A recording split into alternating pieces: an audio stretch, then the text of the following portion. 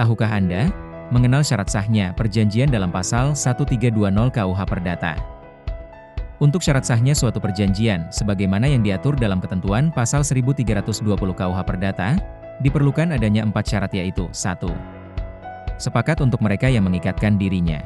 2. Kecakapan untuk membuat suatu perikatan. 3. Suatu hal tertentu.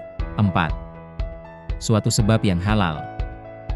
Kedua syarat pertama yang ditentukan dalam pasal 1320 KUH Perdata, nomor 1 dan 2, disebut sebagai syarat subjektif karena berkaitan dengan subjek perjanjian, yaitu kesepakatan dan cakap dalam membuat perjanjian. Kedua syarat terakhir, nomor 3 dan 4, disebut sebagai syarat objektif karena berkaitan dengan objek perjanjian dan kausa, yaitu tujuan mengadakan perjanjian.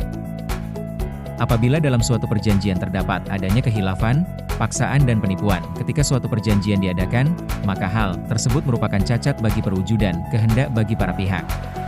Cacat karena kehilafan diatur dalam pasal 1322 KUH Perdata, paksaan diatur dalam pasal 1325 KUH Perdata, dan penipuan diatur dalam pasal 1328 KUH Perdata.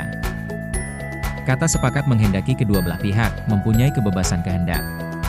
Para pihak bebas dari tekanan yang mengakibatkan adanya cacat bagi perwujudan kehendak tersebut. Apabila cacat itu mengenai syarat subjektif, perjanjian itu dapat dibatalkan, vernietik baar, dan selama pembatalannya belum diajukan, perjanjian tersebut tetap sah.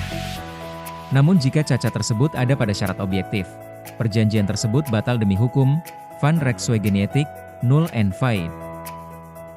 Jika perjanjian itu diadakan oleh seorang yang tidak cakap, maka yang dapat mengajukan pembatalan adalah orang tua atau walinya ataupun ia sendiri, apabila ia sudah cakap.